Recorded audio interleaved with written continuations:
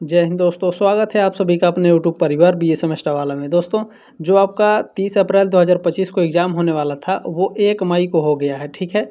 1 मई 2025 को अब आपका एग्ज़ाम होगा 30 अप्रैल वाला, जो 2:30 बजे से आपका एग्ज़ाम हो रहा था दीनदयाल उपाध्याय गोरखपुर विश्वविद्यालय और उससे जो एफिलिएटेड कॉलेज हैं, ठीक है।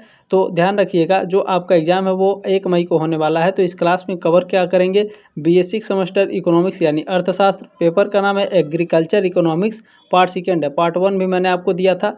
पेपर कोड है ECO 311, ठीक है। ये दीनदयाल उपाध्याय गोरखपुर विश्वविद्यालय का पिछले साल का ये क्वेश्चन पेपर है, ठीक है। और मैं बता दूं, क्वेश्चन पेपर सॉल्व कराने के लिए बहुत ही ज़्यादा मेहनत लगती है, बहुत ही ज़्यादा टाइम लगता है। तो प्लीज़ कम से कम एक लाइक और इस जो क्वेश्चन पेपर है ज़्यादा से ज़्यादा व्हाट्सएप पर ज़रूर शेयर कर दीजिएगा अपने दोस्तों के साथ, ताकि एग्ज़ाम से पहले ये सभी के पास क्वेश्चन पेपर हो। और इस क्वेश्चन पेपर को आप लोग जानते हैं, मैं काफ़ी एक्सप्लेन करके क्वेश्चन को बताता हूँ, बहुत ही ज़्यादा मेहनत करता हूँ आप लोगों के लिए, ठीक है। तो ये आपका अपना ही चैनल है, प्लीज़ देखिए सब्सक्राइब करके सपोर्ट भी आप लोग कीजिए, ठीक है। चले बिना देरी के स्टार्ट कर देते हैं। फर्स्ट क्वेश्चन आपसे क्या पूछा गया है, भू स्वामित्व का न्यायपूर्ण वितरण कहलाता है, ठीक है।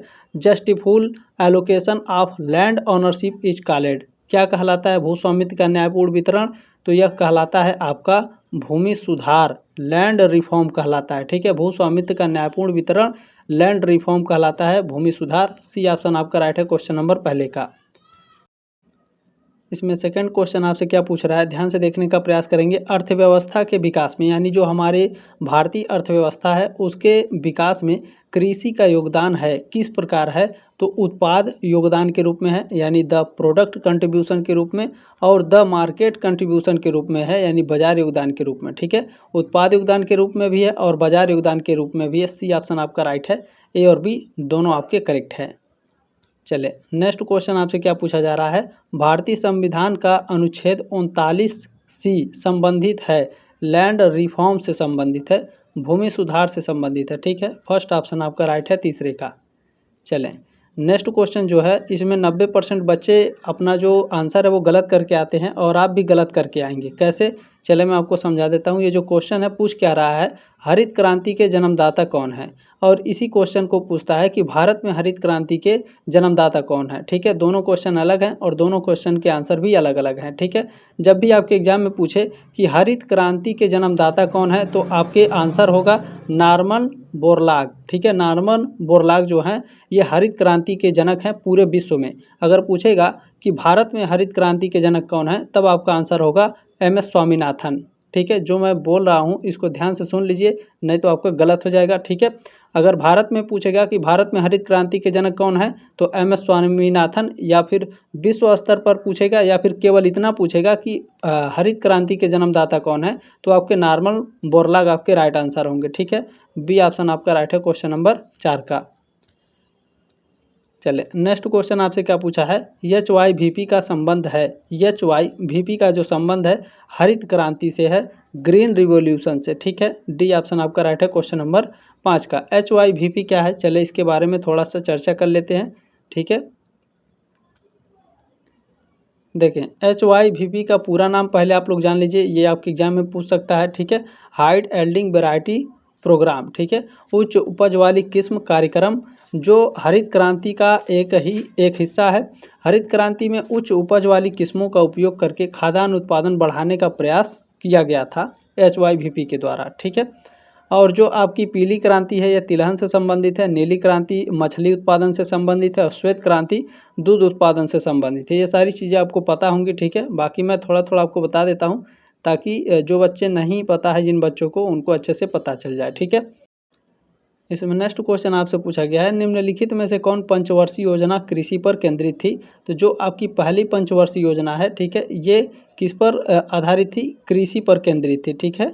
बी ऑप्शन आपका राइट है क्वेश्चन नंबर 6 का। मैंने इसे मॉडल पेपर में भी बताया था आप लोगों को, ठीक है। चले नेक्स्ट क्वेश्चन है, 12वीं पंचवर्षीय योजना में कृषि समृद्धि का लक्ष्य क्या था, और मैं बार बार बोल रहा हूँ आपके 12 पंचवर्षीय योजना है, सभी को अच्छे से पढ़ करके जाइएगा। आपके एग्जाम में पंचवर्षीय योजना से भर भर के क्वेश्चन पूछे जाते हैं, ठीक है।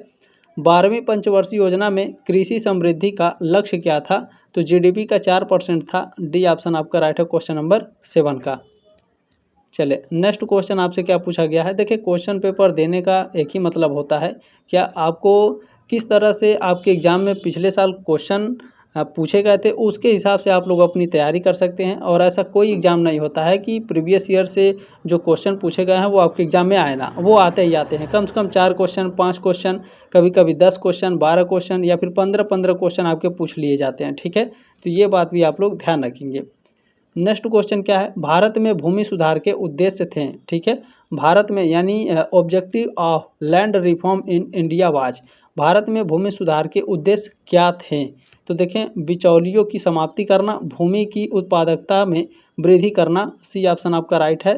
ए और बी दोनों राइट हैं और ये क्वेश्चन मैंने मॉडल पेपर में भी कराया है, ज़रूर आप लोग देख लीजिएगा। ठीक है, चले नेक्स्ट क्वेश्चन है, कृषि विपणन के द्वितीय कार्य हैं। कृषि विपणन का द्वितीय कार्य क्या है? तो बीमा, बैंकिंग और ग्रेडिंग, ये तीनों जो है द्वितीय कार्य हैं कृषि विपणन के। ठीक है, एग्रीकल्चर मार्केटिंग के फंक्शन, एग्रीकल्चर मार्केटिंग के। डी ऑप्शन आपका राइट है, उपरोक्त सभी। कैसे, चले मैं आपको एक्सप्लेन करके बता देता हूँ। ठीक है, देखें, कृषि विपणन के द्वितीय कार्यों में बीमा, बैंकिंग और ग्रेडिंग सभी शामिल हैं। कैसे, देखें, इसे मैं थोड़ा छोटा कर देता हूँ। ठीक है, ताकि सभी एक ही बार में आ जाए। देखें, जो बीमा है, इंश्योरेंस, ये क्या है? ये कृषि उत्पादों को जोखिमों से सुरक्षित करने के लिए बीमा एक महत्वपूर्ण द्वितीय कार्य है। यानी देखें, आप फसल बो रहे हैं, ठीक है, आपकी फसल नष्ट ना हो जाए तो उसका इंश्योरेंस भी होता है। ठीक है, बैंकिंग, ये क्या है? कृषि विपणन में वित्तीय लेन देन, ऋण यानी लोन और भुगतान सेवाएं बैंकिंग के अंतर्गत आती हैं। ठीक है, और जो तीसरा है ग्रेडिंग, उत्पादों को गुणवत्ता के आधार पर वर्गीकृत करना ग्रेडिंग कहलाता है, जो विपणन का एक महत्वपूर्ण कार्य है। ठीक है, तो इसमें जो आपका, अच्छा, ये तीनों आपके राइट आंसर हैं। इसमें देखें, ये जो क्वेश्चन है इसमें आपका यहाँ पर सी ऑप्शन भी आपका करेक्ट हो सकता है क्वेश्चन के हिसाब से। ठीक है, लेकिन मैं आपको बता रहा हूँ एक ट्रिक बता रहा हूँ, ध्यान रखिएगा हमेशा अपने लाइफ में।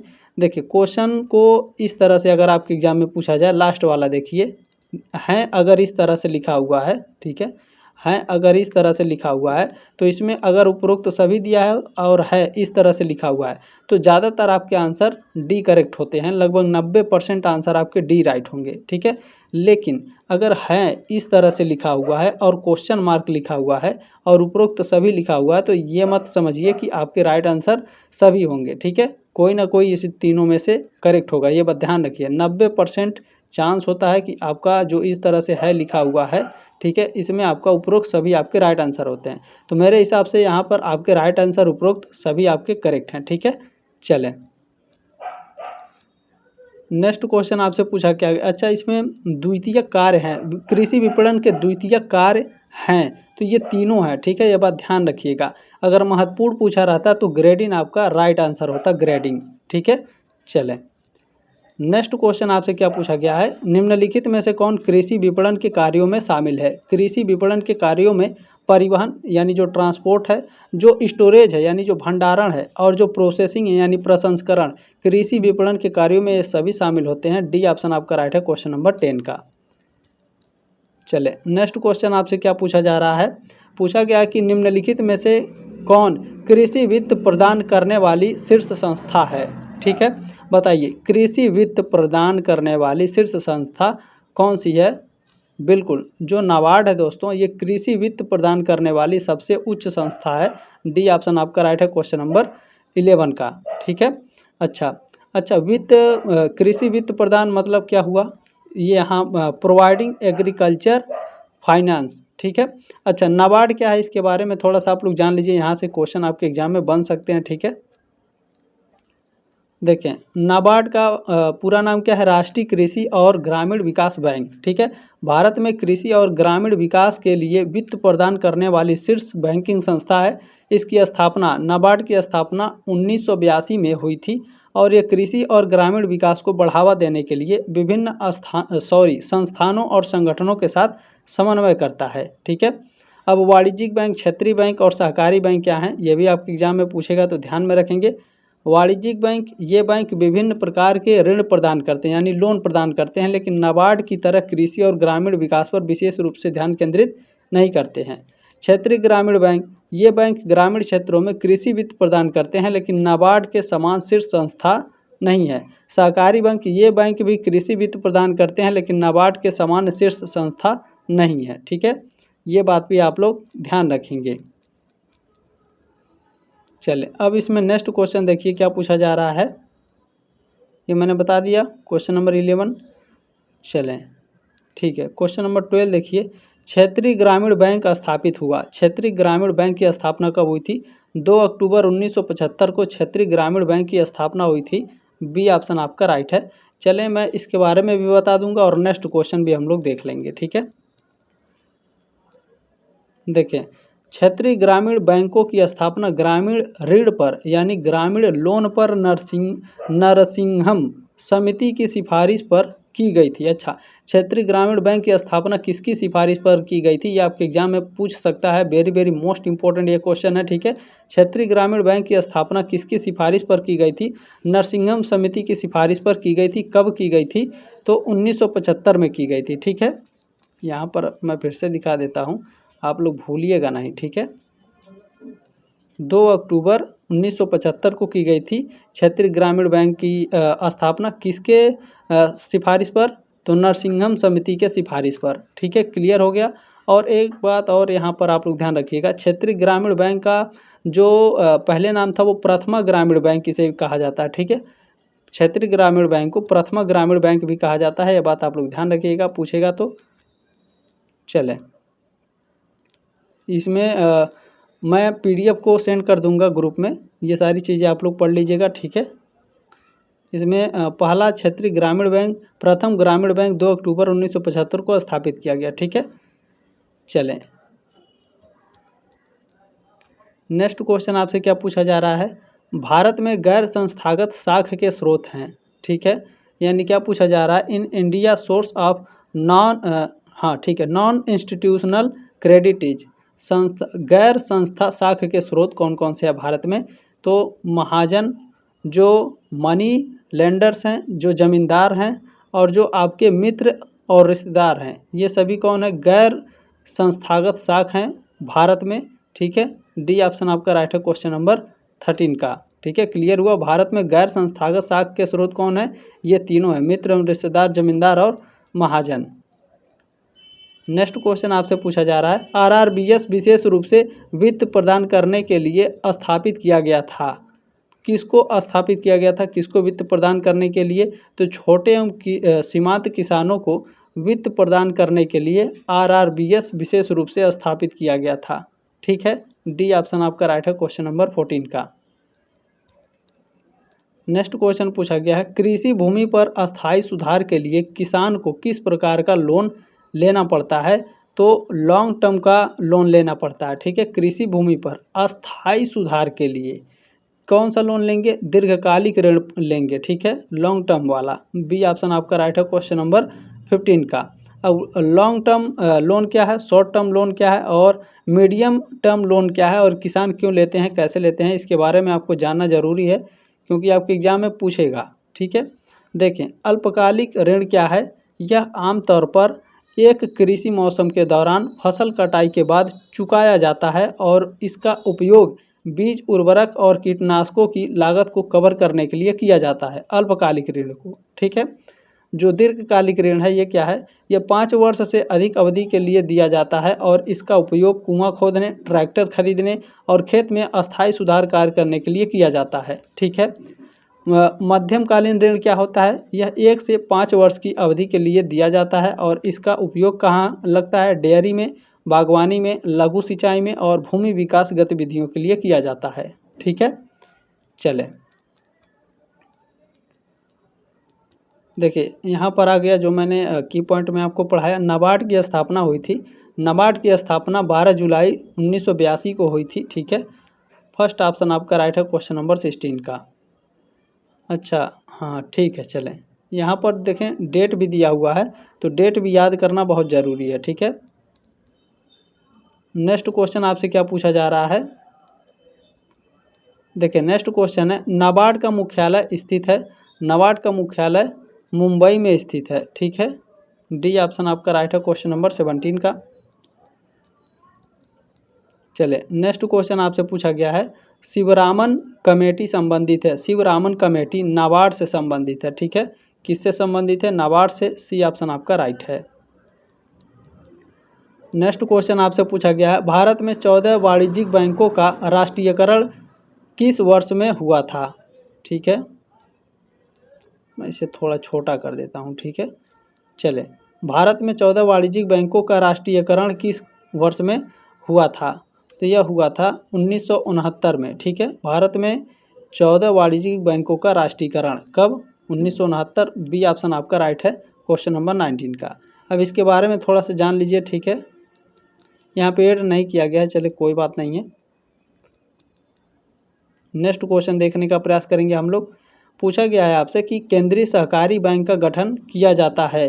तो केंद्रीय सहकारी बैंक का जो गठन है, ठीक है, सेंट्रल कोऑपरेशन बैंक का जो गठन है, ये जिला स्तर पर किया जाता है। डिस्ट्रिक्ट लेवल पर आपका सेंट्रल कोऑपरेटिव बैंक की स्थापना की जाती है, ठीक है। जिला स्तर पर केंद्र सहकारी बैंक की स्थापना की जाती है।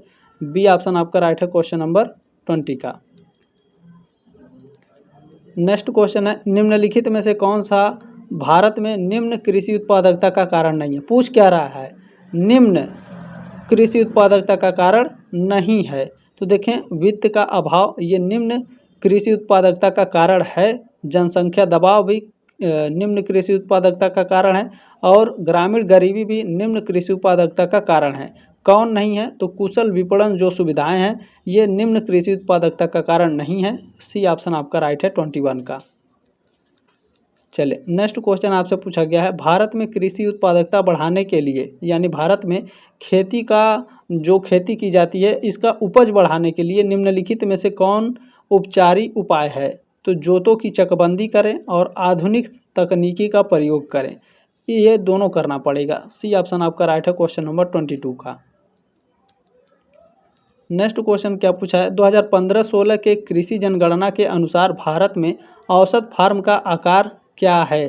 तो औसत फार्म का आकार है 1.08 हेक्टेयर। बी ऑप्शन आपका राइट है क्वेश्चन नंबर 23 का। नेक्स्ट क्वेश्चन देखिए, पूछा जा रहा है 2021-22 में संपूर्ण भारत में खाद्यान्न उत्पादन था 315.7 मीट्रिक टन। फर्स्ट ऑप्शन आपका राइट है क्वेश्चन नंबर 24 का। चले, नेक्स्ट क्वेश्चन देखने का प्रयास करते हैं। पूछा क्या गया है आपसे, जेसी कुमारप्पन समिति का संबंध है। जेसी कुमारप्पन समिति, इसका जो संबंध है भूमि सुधार से है। किससे? लैंड रिफॉर्म से है। सी ऑप्शन आपका राइट है क्वेश्चन नंबर 25 का। अब इसके बारे में थोड़ा सा पढ़ लीजिए, ठीक है। देखिए, यहाँ आपसे दिया गया है, जेसी कुमारप्पा की अध्यक्षता में 1948 में एक समिति का गठन किया गया था, जिसका मुख्य उद्देश्य भारत में भूमि सुधार के बारे में सिफारिशें करना था। इस समिति ने जमींदारों और जागीरदारों को खत्म करने, जोत की हदबंदी, चकबंदी और जल प्रबंधन पर जोर दिया था, ठीक है। चलें, नेक्स्ट क्वेश्चन देखिए, क्वेश्चन नंबर 26 आपसे क्या पूछा जा रहा है। पूछा गया है कि निम्नलिखित में से कौन कृषि विपणन की प्रक्रिया में शामिल है? कृषि विपणन की प्रक्रिया में कौन शामिल है? Which of the following process is involve in agriculture marketing. अच्छा, कृषि विपणन को इंग्लिश में आप समझ लीजिए, ठीक है। एग्रीकल्चर मार्केटिंग कहते हैं इसे, ठीक है। तो एग्रीकल्चर मार्केटिंग किससे संबंधित है? भंडारण, स्टोरेज से और पैकेजिंग से एग्रीकल्चर मार्केटिंग दोनों से संबंधित है, ठीक है ना। सी ऑप्शन आपका राइट है क्वेश्चन नंबर 26 का। देखिए, क्लास बहुत ही ज़बरदस्त है, बहुत ही मेहनत लगी है, तो प्लीज़ लाइक शेयर जरूर कर दीजिएगा, सब्सक्राइब करके सपोर्ट आप लोग कीजिए, ठीक है। नेक्स्ट क्वेश्चन है, कृषि उत्पादों को अंतिम उपभोक्ता तक विभिन्न चरणों में पहुंचाने की प्रक्रिया को कहा जाता है। थोड़ा ध्यान से सुनिएगा। कृषि उत्पादों को अंतिम उपभोक्ता, जो आप खेत में बो रहे हैं, उसको कस्टमर तक, ठीक है, विभिन्न चरणों में पहुंचाने की प्रक्रिया को कहा जाता है। क्या कहा जाता है? एग्रीकल्चर मार्केटिंग कहा जाता है, ठीक है। आप खेत में बो रहे हैं और कस्टमर तक पहुंचा रहे हैं, तो वो क्या है? एग्रीकल्चर मार्केटिंग है, कृषि विपणन है, ठीक है। बी ऑप्शन आपका राइट है क्वेश्चन नंबर 27 का। चले, नेक्स्ट क्वेश्चन क्या पूछा गया है, ग्रामीण क्षेत्रों में कृषि विपणन के समक्ष आने वाली समस्याएं हैं। यानी जो गांव है, ठीक है, उसमें जो कृषि विपणन है, जो एग्रीकल्चर मार्केटिंग है गांव में, उसके समक्ष कौन कौन सी समस्याएं आती हैं, ठीक है। गांव में एग्रीकल्चर मार्केटिंग करने के लिए कौन कौन सी समस्याएं आती हैं? तो अनियमित मंडियों के कदाचार, ठीक है, भंडारण सुविधाओं का अभाव, रखने के लिए जगह नहीं हमारे पास, ठीक है, पर्याप्त वित्त का अभाव, ठीक है, ये सभी आपके कृषि यानी एग्रीकल्चर मार्केटिंग, कृषि विपणन के समक्ष यानी सामने आने वाली सभी समस्याएं हैं। डी ऑप्शन आपका राइट है क्वेश्चन नंबर 28 का। चलिए नेक्स्ट क्वेश्चन देखने का प्रयास करिए, आपसे क्या पूछा जा रहा है। नेक्स्ट क्वेश्चन है, निम्नलिखित में से कौन कृषि में संस्थागत सुधार है। खेती में संस्थागत सुधार क्या है। देखिए यहाँ पर आपका बहुत ही क्रिटिकल सिचुएशन है, ठीक है। यहाँ पर देखिए जो बैंक सुधार है और भूमि सुधार है, ये दोनों कृषि में संस्थागत सुधार हैं, ठीक है, लेकिन सामाजिक सुधार बिल्कुल भी नहीं है। और डी ऑप्शन में दिया है उपरोक्त सभी सही हैं, ठीक है। तो मैंने क्या कहा था, देखिए 50 में से एक आध क्वेश्चन ऐसे जरूर पूछे जाते हैं कि वो आपका गलत ही गलत होगा, ठीक है। तो ऐसा में लेकिन अगर इसका देखा जाए अच्छे तरीके से तो बी ऑप्शन आपका पूरा 100% बी ऑप्शन आपका राइट है। देखिए यहाँ क्या पूछा है इस तरह से क्वेश्चन मार्क में दिया हुआ है, ठीक है। चलो मैं आपको पूरा एक्सप्लेन करके बता देता हूँ। देखें, कृषि में संस्थागत सुधार यानी इंस्टीट्यूशनल रिफॉर्म इन एग्रीकल्चर से तात्पर्य ऐसे सुधारों से है जो कृषि क्षेत्रों में संस्थाओं जैसे सरकारी नीतियां, भूमि व्यवस्था, वित्तीय संस्थान आदि के ढांचे कार्य प्रणाली में परिवर्तन लाते हैं, ठीक है। अब ध्यान से सुनिएगा और ध्यान से देखिएगा, ठीक है। देखिए, सामाजिक सुधार यह कृषि से सीधे संबंधित नहीं है, हालांकि यह अप्रत्यक्ष रूप से प्रभाव डाल सकता है, ठीक है, सीधे संबंधित नहीं, ये बात ध्यान रखेंगे। भूमि सुधार क्या है, यह एक प्रमुख संस्थागत सुधार है क्योंकि इसमें भूमि के स्वामित्व, वितरण और उपयोग से जुड़े नियमों में बदलाव शामिल होता है, जैसे जमींदारी उन्मूलन और भूमि हदबंदी आदि। अच्छा, इसमें सी वाला ऑप्शन जो दिया है इसको ध्यान से पढ़े। बैंक सुधार क्या है, यह भी संस्थागत सुधार का हिस्सा है क्योंकि कृषि ऋण, जो कृषि का लोन होता है, जो खेती का लोन होता है, बीमा और वित्तीय सेवाओं तक किसानों की पहुंच सुधारने में यह महत्वपूर्ण भूमिका निभाता है, ठीक है। लेकिन देखिए, चूँकि भूमि सुधार और बैंक सुधार दोनों ही कृषि में संस्थागत सुधार के अंतर्गत आते हैं, लेकिन व्यावसायिक सुधार का संबंध प्राथमिक कृषि से नहीं है, ठीक है। लेकिन सामाजिक सुधार का संबंध प्राथमिक कृषि से नहीं है, सॉरी, ठीक है, सामाजिक संबंध है। लेकिन हालांकि यहाँ पर देख लीजिए, देखें, यदि प्रश्नों में संस्थागत सुधार का दायरा व्यापक माना जाए और बैंकिंग तथा भूमि दोनों को शामिल किया जाए तो उपरोक्त सभी भी एक संभावित उत्तर हो सकता है, लेकिन परंपरागत रूप से जो भूमि सुधार को ही कृषि संस्थागत सुधार का मुख्य घटक माना जाता है। यहाँ पर देखें, ऑप्शन बी और ऑप्शन नंबर डी दोनों में से कोई एक आपका करेक्ट हो सकता है, ठीक है। क्वेश्चन नंबर 29 का ऑप्शन नंबर बी और डी में से दोनों में से कोई एक हो सकता है, ये बात आप लोग ध्यान रखेंगे, ठीक है। लेकिन मेरे हिसाब से देखा जाए बी ऑप्शन आपका करेक्ट होना चाहिए। लेकिन पूछा क्या है, कृषि में संस्थागत सुधार मुख्य रूप से भूमि सुधार होता है, लैंड रिफॉर्म, ठीक है। चलें, अब मैंने एक्सप्लेन करके भी बता दिया है आपको, अगर कोई दिक्कत होगी। देखें क्या होता है, कभी कभी व्हाट्सएप पे आप लोग मैसेज करते हैं तो मैं रिप्लाई नहीं कर पाता हूँ सभी बच्चों को, क्योंकि एग्ज़ाम चल रहा है ना, तो इसीलिए मैं कोशिश करता हूँ क्लास में ही उसको ख़त्म कर दूँ, ताकि आपके जो डाउट है वो हमेशा के लिए ख़त्म हो जाए, ठीक है। चलें, इस तरह के क्वेश्चन आपके एग्ज़ाम में पूछे जाते हैं, ये बात ध्यान रखिएगा, ताकि आप पूरा नंबर ना मिले आपको, ठीक है। नेक्स्ट क्वेश्चन है, देखें, फसल विधिकरण किसानों को मदद कर सकती है, कैसे, आय बढ़ाने में, ठीक है, उनकी जो इनकम है उसको बढ़ाने में, गरीबी कम करने में फसल विधिकरण मदद कर सकती है, ठीक है, और खाद्य सुरक्षा सुधार में भी आपका फसल विधिकरण मदद कर सकती है, ठीक है। डी ऑप्शन आपका राइट है क्वेश्चन नंबर 30 का। इसमें नेक्स्ट क्वेश्चन आपसे पूछा गया, कृषि विधिकरण की चुनौतियां हैं, ज्ञान का अभाव है, तकनीकी सीमाएं हैं और कीमत उच्चावचन, ये सभी आपके कृषि विधिकरण की चुनौतियां हैं, ठीक है। डी ऑप्शन आपका राइट है क्वेश्चन नंबर 31 का। नेक्स्ट क्वेश्चन देखिए, आपसे क्या पूछा जा रहा है। पूछा गया है कि कुल फसली, ठीक है, फसली लिखा हुआ, कुल फसली क्षेत्र वही रहता है, लेकिन भूमि के एक ही टुकड़े पर एक से अधिक फसल उगाना कहलाता है, क्या कहलाता है, तो कृषि विधिकरण कहलाता है, ठीक है, क्रॉप डाइवर्सिफिकेशन कहलाता है। फर्स्ट ऑप्शन आपका राइट है 32 का।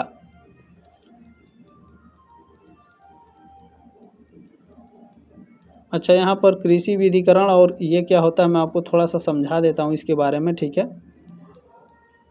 देखिए, कुल फसली क्षेत्र वही रहता है लेकिन भूमि के एक ही टुकड़े पर एक से अधिक फसल उगाना क्या कहलाता है? कृषि विधिकरण। कृषि विधिकरण और फसल चक्रण क्या है आप समझ जाएंगे तो आपका वैसे ही डाउट क्लियर हो जाएगा। ये डाउट क्लियर करने के लिए मैं कह रहा हूँ, ठीक है, ध्यान रखेंगे। देखिए, कृषि विधिकरण एग्रीकल्चर डाइवर्सिफिकेशन क्या है? इनमें एक ही भूमि पर एक से अधिक फसल उगाई जाती है जिससे कुल फसली क्षेत्र वही रहता है लेकिन उत्पादन विविध हो जाता है, यानी जो उत्पादन है वो अलग अलग हो जाता है, ठीक है, विविध तरीके से। फसल चक्र क्या है? क्रॉप रोटेशन क्या है? इसमें अलग अलग मौसम में अलग अलग फसलें उगाई जाती हैं ताकि मिट्टी की उर्वरता बनी रहे, लेकिन यह एक ही समय में एक ही भूमि पर एक से अधिक फसल उगाने की प्रक्रिया नहीं है, ठीक है, क्लियर हो गया। चलें,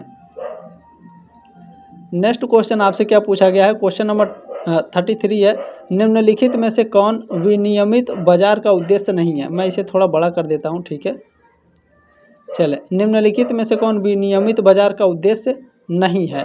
तो देखें, इसमें जो कमीशन और दलाली है इसको बढ़ावा देना, ये विनियमित बाजार का उद्देश्य नहीं है। सी ऑप्शन आपका राइट है क्वेश्चन नंबर 33 का। नेक्स्ट क्वेश्चन देखने का प्रयास करिए, आप सभी लोग। पूछा गया है, भूमि समेकन रणनीति का उपयोग निम्नलिखित समस्या को हल करने के लिए किया जा सकता है। भूमि समेकन रणनीति का उपयोग भूमि विखंडन, सिंचाई और कृषि विपणन यानी एग्रीकल्चर मार्केटिंग के लिए भी किया जा सकता है। डी ऑप्शन आपका राइट है क्वेश्चन नंबर 34 का। नेक्स्ट क्वेश्चन आपसे क्या पूछा गया है, भूमि के विखंडन का परिणाम नहीं हो सकता, कौन? तो देखें, इसमें जो उच्च उत्पादन है ये भूमि के विखंडन का परिणाम नहीं है, बाकी गरीबी है, ठीक है। तो बी ऑप्शन आपका राइट है क्वेश्चन नंबर 35 का। नेक्स्ट क्वेश्चन आपसे पूछा जा रहा है कि निम्नलिखित में से कौन भारत में सिंचाई के लिए चुनौती है? सिंचाई के लिए खेती में सिंचाई के लिए चुनौती क्या है? जल स्तर का कम होना और असमान वर्षा वितरण, ये दोनों हैं, ठीक है। सी ऑप्शन आपका राइट है क्वेश्चन नंबर 36 का। नेक्स्ट क्वेश्चन आपसे क्या पूछा गया है, रासायनिक उर्वरकों का अधिक उपयोग का परिणाम है, क्या परिणाम होगा? अगर अधिक रासायनिक उर्वरक का उपयोग करेंगे खेती में तो मिट्टी के पोषक तत्वों की कमी हो जाएगी, पर्यावरण प्रदूषण होगा, मानव स्वास्थ्य के लिए हानिकारक होगा अगर अधिक रासायनिक उर्वरक प्रयोग करेंगे तो। डी ऑप्शन आपका राइट है क्वेश्चन नंबर 37 का।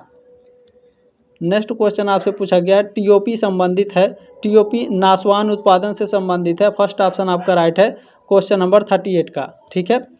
अच्छा, इसमें टीओपी क्या है, ध्यान से देखिए। TOP time bound, ocean bound या फिर प्लेस बाउंड संबंधित है किससे?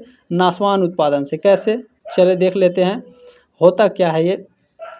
टीओपी शब्द का उपयोग आमतौर पर नाशवान उत्पादों के संदर्भ में किया जाता है जैसे फल, सब्जियां, दूध, मांस आदि, क्योंकि इनकी गुणवत्ता और उपयोगिता समय, स्थान और अवसर यानी टाइम, ओशियन, प्लेस पर निर्भर करती है। टिकाऊ उत्पाद जैसे इलेक्ट्रॉनिक सामान, फर्नीचर आमतौर पर टीओपी की श्रेणी में नहीं आते क्योंकि उन्हें लंबे समय तक संग्रहित किया जा सकता है, ठीक है। आपके डाउट क्लियर हो गए? चलें, नेक्स्ट क्वेश्चन देखिएगा, ये तो बहुत आसान है, 5th सेमेस्टर में भी आप लोग पढ़े थे, ठीक है। प्रच्छन्न बेरोजगारी पाई जाती है। प्रच्छन्न बेरोजगारी किस में पाई जाती है, किस क्षेत्र में? कृषि क्षेत्र में प्रच्छन्न बेरोजगारी पाई जाती है। बी ऑप्शन आपका राइट है क्वेश्चन नंबर 39 का। इसमें नेक्स्ट क्वेश्चन आपसे पूछा गया है, सप्ताह में एक समय के भोजन का त्याग भारत में खाद्य अभाव की समस्या के लिए किसका कथन है? लाल बहादुर शास्त्री का कथन है। फर्स्ट ऑप्शन आपका राइट है क्वेश्चन नंबर 40 का। जब भारत पाकिस्तान से युद्ध हुआ था तो लाल बहादुर शास्त्री ने कहा था कि हफ्ते में पूरे देश में जितने लोग हैं सभी लोग एक हफ्ते में एक बार उपवास रखेंगे जिससे भारत में खाने की समस्या ना आए और पाकिस्तान को दौड़ा दौड़ा के मारे हम लोग, ठीक है, ध्यान रखेंगे। हालांकि दौड़ा दौड़ा के मारे भी हम लोग पाकिस्तान को, और पहलगाम हमले के बाद ऐसा लग रहा है कि फिर से एक बार दौड़ा के मारने के लिए मिलेगा। चले फिर देखते हैं मोदी जी क्या करते हैं, ठीक है। नेक्स्ट क्वेश्चन आपसे इसमें पूछा गया है, निम्नलिखित में से कौन एक भारत में गहन कृषि तकनीक का प्रथम चरण कहलाता है? तो भारत में गहन कृषि तकनीक का प्रथम चरण 1961 से 1965 कहलाता है। फर्स्ट ऑप्शन आपका राइट है क्वेश्चन नंबर 41 का। नेक्स्ट क्वेश्चन आपसे क्या पूछा गया है, भारत में हरित क्रांति के जन्मदाता कौन है? भारत में हरित क्रांति के जन्मदाता, देखें मैंने कहा था ना, ये क्वेश्चन दो तरीके से आपके एग्जाम में पूछता है और पूछा भी गया है। भारत में हरित क्रांति के जन्मदाता अगर पूछेगा तो एम एस स्वामीनाथन आपके करेक्ट आंसर होंगे। ठीक है, 42 का फर्स्ट ऑप्शन आपका राइट है। अगर ये पूछता कि विश्व में हरित क्रांति के जन्मदाता कौन है, या फिर केवल इतना पूछता कि हरित क्रांति के जन्मदाता कौन है, तो तुरंत आपका आंसर नॉर्मन बोरलॉग होगा। ठीक है, ये बात ध्यान रखिएगा इस बात को। चलिए नेक्स्ट क्वेश्चन है, हरित क्रांति मुख्य रूप से संबंधित है। हरित क्रांति मुख्य रूप से फूड ग्रेन से संबंधित है, खाद्यान्नों से। ठीक है, बी ऑप्शन आपका राइट है क्वेश्चन नंबर 43 का। नेक्स्ट क्वेश्चन आपसे क्या पूछा गया है, कृषि उत्पाद बढ़ाने के प्रयास किए जा सकते हैं। अच्छा, खेती में उत्पादन बढ़ाने के लिए हम प्रयास कैसे कर सकते हैं? भूमि सुधार के द्वारा क्या खेती का जो उत्पादन है बढ़ाया जा सकता है? बिल्कुल बढ़ाया जा सकता है। ठीक है, वित्तीय सुधार के द्वारा, फाइनेंशियल रिफॉर्म के द्वारा, किसानों को पैसा दे करके या फिर लोन प्रोवाइड करा करके हम लोग खेती में जो उत्पादन है उसको बढ़ा सकते हैं। ठीक है, इंस्टीट्यूशनल रिफॉर्म, संस्थागत सुधार के द्वारा भी कृषि यानी खेती में हम लोग अपना धान, गेहूँ, चावल, सब्जियां उगा सकते हैं, बढ़ा सकते हैं। सभी आपके करेक्ट है 44 का। चले नेक्स्ट क्वेश्चन आपसे क्या पूछा जा रहा है, निम्नलिखित में से कौन कृषि में बेरोजगारी का प्रकार नहीं है? तो देखें, इसमें मौसमी बेरोजगारी भी होता है, आपका प्रच्छन्न बेरोजगारी भी है कृषि में, घर्षणात्मक बेरोजगारी ये नहीं है। ठीक है, सी ऑप्शन आपका राइट है क्वेश्चन नंबर 45 का। नेक्स्ट क्वेश्चन आपसे क्या पूछा गया है, नेफेड संबंधित है कृषि विपणन से यानी एग्रीकल्चर मार्केटिंग से, या फिर कृषि विधिकरण से यानी एग्रीकल्चर डाइवर्सिफिकेशन से, या फिर खाद्य सुरक्षा से यानी फूड सिक्योरिटी से, या फिर कृषि वित्त से, या फिर एग्रीकल्चर फाइनेंस से? बताइए नेफेड किससे संबंधित है? नेफेड आपका एग्रीकल्चर मार्केटिंग से संबंधित है। ठीक है, एग्रीकल्चरल मार्केटिंग कृषि विपणन से, फर्स्ट ऑप्शन आपका राइट है। चलिए नेक्स्ट क्वेश्चन आपसे क्या पूछा गया है, निम्नलिखित में से कौन प्रच्छन्न बेरोजगारी के लिए शर्त है? कौन सा शर्त है? तो श्रम का सीमांत उत्पादकता शून्य होना चाहिए प्रच्छन्न बेरोजगारी के लिए। ठीक है, फर्स्ट ऑप्शन आपका राइट है क्वेश्चन नंबर 47 का। इसमें नेक्स्ट क्वेश्चन आपसे पूछा गया है, निम्नलिखित में से कौन नाबार्ड का उद्देश्य नहीं है? नाबार्ड का उद्देश्य नहीं है मुद्रास्फीति को नियंत्रित करना, नाबार्ड का उद्देश्य नहीं है। डी ऑप्शन आपका राइट है क्वेश्चन नंबर 48 का। नेक्स्ट क्वेश्चन देखिए आपसे क्या पूछा जा रहा है, कृषि अर्थशास्त्र औद्योगिक अर्थशास्त्र से किस आधार पर अलग है? यानी on which basis agricultural economics differ from industrial economics. कृषि अर्थशास्त्र और औद्योगिक अर्थशास्त्र से किस आधार पर ये दोनों अलग हैं? तो ये दोनों जलवायु पर निर्भरता, अधोसंरचना यानी इंफ्रास्ट्रक्चर जिसे बोलते हैं इंग्लिश में। ठीक है, और जो उत्पादन रणनीति है, स्ट्रेटेजी ऑफ प्रोडक्शन, इन सभी के आधार पर ये दोनों अलग हैं। डी ऑप्शन आपका राइट है क्वेश्चन नंबर 49 का। ठीक है, चले नेक्स्ट क्वेश्चन क्या है, कृषि विपणन के नीतिगत उपकरण हैं, यानी एग्रीकल्चरल जो मार्केटिंग है इसके नीतिगत उपकरण कौन कौन से हैं? बताइए।